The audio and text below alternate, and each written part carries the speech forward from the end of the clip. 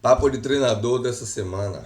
Vamos falar sobre fibras musculares, treinamento de força e vias metabólicas. Como assim, Chuquito? Fibra muscular, treinamento de força, via metabólica. Tudo isso é contemplado por um único conceito. Estabelece a relação direta da aptidão e performance de vocês. Para que a gente seja breve e altamente didático, o sistema de engrenagem de funcionamento da sua condição cardiorrespiratória metabólica, ela é oriundo do processo de contração muscular. A gente vem há muitos anos discutindo e preconizando essa determinante através da condição cardiorrespiratória, né, que envolve aí a função cardíaca, a função pulmonar e, em terceiro, a questão neuromuscular.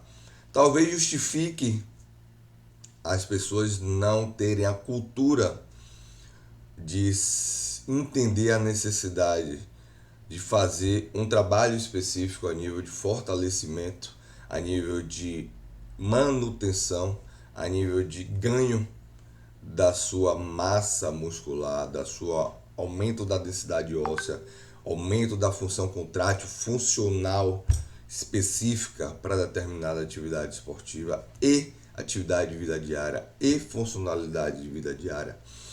Isso faz com que a gente tenha, né, alguns fatores crônico-degenerativos já existentes naturalmente pelo processo de envelhecimento, chamado de sarcopenia, qual a gente tem perda significativa de massa muscular e densidade óssea pelo envelhecimento, e tardiamente pelo sedentarismo e ausência de prática regular de uma atividade neuromuscular. Entendendo que há uma necessidade natural de se trabalhar a sua musculatura, independente de você praticar qualquer modalidade esportiva, mesmo você saindo do sedentarismo, entrando em um clube de corrida, é necessário, inegociável, você não fazer nenhum tipo de fortalecimento muscular, no qual pode ser realizado na academia, na rua, no seu condomínio, no Pilates, no CrossFit, no cross-training, funcional, no ambiente de treinamento complexo, com personal, consultoria. Ou seja, se tem N possibilidades de estabelecer essa relação do treinamento, tá? Para você ter, né, aí uma vida longa, não só na atividade esportiva, mas também, né, dentro do seu processo aí todo de longevidade e qualidade de vida. Entendendo essa demanda, existe 3 tipos de fibras musculares que estabelece essa relação metabólica de função contrátil que determina a sua especificidade como corredor. A fibra tipo 1 ou tipo A, que é a fibra vermelha, que é a fibra de resistência, que a gente chama de fibra de endurance, né? Que é a fibra que alimenta o nosso sistema, né, aeróbico. Como assim, Choquito? Quando eu falo sistema aeróbico, eu estou falando diretamente daquela fibra muscular que vai contrair em função de suportar treinos de longas distâncias, treinos acima de 40 minutos, 1 hora, 2 horas, 3 horas, 4 horas. Tivemos aí nesse final de semana, né, a nossa aluna Cássia entregando aí a ultramaratona de 60 km, que é uma aluna que você vai observar e não vai identificar o perfil morfológico dela, né, com característica de corredor em longa distância. Você vai observar assim, pô, como é que essa menina consegue correr 60 km?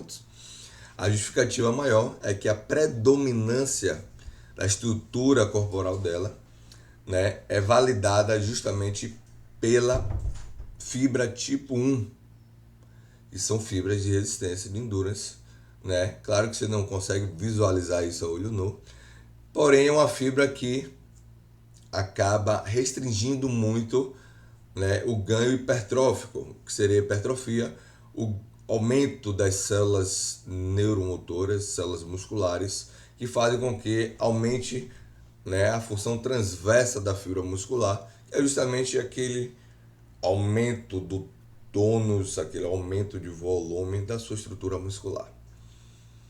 Trazendo essa determinante aí de exemplo com a nossa aluna ultramaratonista Cássia, vocês entendem que é muito e super importante se treinar, né, a fibra de endurance de resistência, e muitas vezes na academia a gente não treina esse tipo de fibra ou exercícios ou metodologias que contemplem esse tipo, né, de estímulo, porque a grande maioria vai fazer com que você sempre pegue grandes cargas, grandes volumes de exercício, grandes séries, né, grandes intervalos de tempo, que determina aí somente característica da força máxima ou da força de pré-exaustão ou da força hipertrófica. Entendendo que, como eu falei no início, temos 3 tipos de fibra. Falamos da fibra tipo 1, a fibra de resistência, que está relacionada ao sistema aeróbico, que metaboliza aí a sua gordura corporal. Olhe, poxa, Choquito, então quer dizer que se eu treino também na academia as minhas fibras de resistência, automaticamente eu vou melhorar minha função metabólica, fazendo com que eu resista melhor no meu treino de corrida de longa distância, fazendo com que automaticamente eu entre na via aeróbica e metabolize minha gordura mais rápido. Olha aí, exatamente. Quanto melhor a sua função metabólica muscular, melhor a sua eficiência metabólica de degradar e utilizar a gordura como principal fonte de energia para você distribuir a sua atividade e degradar essa gordura que você tem aí, né, no seu corpo. Já indo para a fibra tipo 2B, fibra tipo 2, fibra branca, fibra de força, aquela fibra de explosão, no qual a gente tem vários alunos que caracterizam esse perfil. Vou dar exemplo aqui da nossa aluna, por exemplo, Inês Dourado, né, que tem uma característica de velocista muito forte, muito significativa, né, caracteriza já morfologicamente a sua estrutura de força, de explosão, né, acaba tendo aí, né, a maior especificidade dentro da entrega de características de corridas de velocidade. A fibra de força, ela infelizmente é uma fibra limitante, é uma fibra que acaba deixando você, né, muito, como é que eu posso dizer, fechado a esse perfil de estímulo. Treinos de tiro vocês fazem com alta eficiência, treinos de ladeira, treinos de corrida de 5 até 10 km num alto nível de performance, porque essa fibra é uma fibra de contração rápida, é uma fibra que vai demandar aí de um gasto energético de explosão rápido, né? Eu digo aí que é um carro de carburador de duplo, no qual determina aí da sua utilização do seu glicogênio muscular hepático de forma bem rápida e explosiva. Entendendo que essa fibra de força ela também é importante e significativa para esses estímulos e treinos, né? Porém é uma fibra que limita você na questão do endurance. Sim, Choquito, mas você falou que a pessoa tem predominância da fibra tipo 1, algumas de predominância tipo 2, né? Nosso corpo a gente tem as duas fibras predominantes em evidência, porém uma, né, acaba evidenciando mais a outra. Isso depende de fatores genéticos, fenótipos, né, estruturais, o quanto você treinou ao longo de sua vida, musculação, né? E conseguimos, através do esporte, determinar a construção de uma fibra chamada tipo 2B intermediária.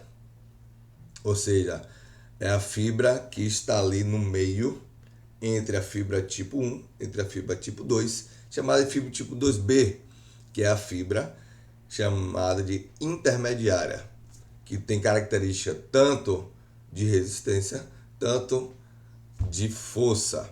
Essa fibra ela é construída e determinada de acordo com os estímulos constantes, longínquos, de adaptações específicas frente à modalidade esportiva que você se encontra, além dos estímulos variados do treinamento de força, né, que determina aí a variação de estímulos da força de resistência, força de potência, força pura, força hipertrófica, além dos estímulos das valências físicas, né, que determinam aí também o conjunto de ganhos específicos desses tipos de força.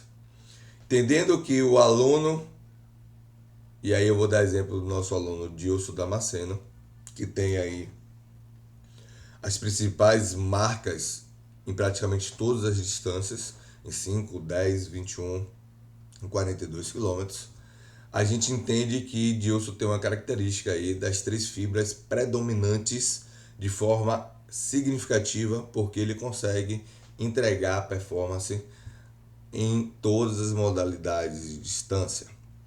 Eu não estou aqui, gente, preterindo ninguém, tá? Eu estou apenas dando exemplo de pessoas que vocês conhecem, que estão em evidência, tá? Para que a gente possa mensurar um pouco esse tipo de característica. E tem vários outros em construção, né? Ganhando aí performance. Pessoas que saíram de 5km, que estão se encontrando aí no Endurance, nos 21, nos 42. Pessoas que vieram do 42 que estão se encontrando aí no 5. Eu fui exemplo desse sábado. A gente teve aí o programa 5K e tivemos muitos alunos que vieram da maratona, de meia maratona, e entregaram aí uma performance de 5 km nunca estabelecida antes. Então, é muito bacana. E entendendo que a fibra de força, ela entra na via anaeróbia, a via que metaboliza aí a construção aí do ATP através da glicólise, através da glicose, através do sistema glicolítico, através do glicogênio. Ou seja, tudo isso é o açúcar que você consome, que é reproduzido e transformado em todas essas variáveis em moléculas de ATP. Ou seja, são substratos que estão armazenados na sua corrente sanguínea a nível muscular, nas células musculares, e grande parte sua em armazenamento macro no fígado. E temos ainda, para quem consegue obter a construção das fibras tipo 2B, o ciclo de Cori, que nada mais é do que a utilização do ácido lático convertido em glicogênio hepático. Mas assim, Choquito, maluquice é essa? Quer dizer que quando eu dou um tiro, que minhas pernas pesam, começa a queimar, a arder, e ali eu recupero, você está dizendo que aquele ácido lático é removido e transformado em glicogênio hepático? Isso acontece comumente com vocês, principalmente nos treinos de terça-feira. O treino de terça passada, por exemplo, que tinha uma variação lá de 750, 500, 250 e 100 metros. Consequentemente, toda vez que você intervalava e ia para um novo ciclo, seu corpo conseguia obter substrato removido através dessa acidose metabólica, diminuindo o sistema tampão e dando a você subsídio aí para, né, continuar com os estímulos de alta intensidade. A fisiologia está atrelada diretamente na precisão do treino de vocês, no planejamento e estruturação do treino de vocês. Então, quando a gente fala ali de zonas metabólicas, Choquito, onde eu encontro minhas zonas de treinamento, quando você abrir o app, o aplicativo Treinos, lá no final vai ter assim, zonas de treinamento. Você clica e vai aparecer lá com as 3 variáveis, frequência cardíaca, pace, que é o ritmo, e velocidade. Frequência cardíaca a gente utiliza muito com indivíduos cardiopatas, hipertensos, no qual a gente controla todo o limiar de intensidade através disso. Segundo item é o ritmo, no qual é determinado pelo pace, que é o tempo médio, pela velocidade por quilômetro. Ou seja, cada quilômetro que você faz determina um tempo específico que está caracterizada entre a velocidade máxima daquele ritmo e a frequência cardíaca máxima. E temos aí também a velocidade, que a gente utiliza muito na prescrição de treinos na esteira, que é a única, né, variável que você consegue mensurar ali, né, a cadência do ritmo e entrega da sua prescrição de treinamento. Então, entendendo que a sua zona de treinamento é a sua identidade como corredor, o treinamento de força vai melhorar a sua eficiência dentro da sua entrega metabólica, né? E aí a gente acaba estabelecendo aí a explicação por que o treinamento de força emagrece, por que o treinamento neuromuscular favorece a melhoria do seu metabolismo basal. Porque quanto mais músculo eficiente, maior seu metabolismo aeróbico e anaeróbico para a metabolização dos principais nutrientes degradados, como acúmulo de carboidratos no seu corpo, como acúmulo de gordura do seu corpo, além de desintoxicação através da retenção de líquido pela ausência da hidratação ou pelo aumento do consumo de sódio e outros fatores que determinam e alimentos tóxicos, claro, né? Além de bebida alcoólica e alimentos que trazem essa intoxicação. Então, eu espero que esse papo de treinador, apesar de ser aí altamente complexo, né, possam fazer com que você abra uma cabeça e entenda a importância de tudo isso que eu falei. Acho que, mas eu não tenho tempo de fazer as duas coisas. Gente, vocês treinam terça, quinta e sábado na corrida. Segunda, quarta e sexta você tem que organizar o tempo de vocês treinarem. Se na academia do seu prédio não tem, a gente tem academia de R$80, R$90, R$100. Eles têm os professores que fazem consultoria específica para corrida. Tem o estúdio lá no qual eu montei, tem outros, né, ambientes que vocês podem fazer. Então, ou seja, não existe desculpa. Ah, não gosto de academia, vá para o Pilates. Não gosto de CrossFit, vá para um estúdio de treinamento complexo, funcional. Ah, não gosto de... vá para o seu prédio com consultoria ou contrate um personal. Ou seja, façam o treinamento neuromuscular, além do treinamento de corrida. A semana tem 7 dias. 3 você corre, 3 você malha, ou 2 você malha, 3 você corre. Ou seja, mude sua cabeça, já que você gosta de correr, para que você se mantenha aí ativo, né, dentro desse mundo chamado corrida de rua. Esse foi o Papo de Treinador. E outra, somente entender o que eu falo não é suficiente. Pegue tudo que eu falei, pesquise, veja se tem fundamentação, se está correto, se realmente é isso. Eu não sou dono da verdade, tenho um pouco de conhecimento, né, que vem oriundo aí de 20 anos de experiência na educação física, como professor universitário, como cientista, porque eu produzo artigos científicos, tenho artigos publicados e tenho aí vocês como principais elementos de parâmetro científico dentro da minha entrega, beleza? Esse foi o Papo de Treinador de hoje, espero que isso seja válido para o seu desenvolvimento dentro da corrida de rua.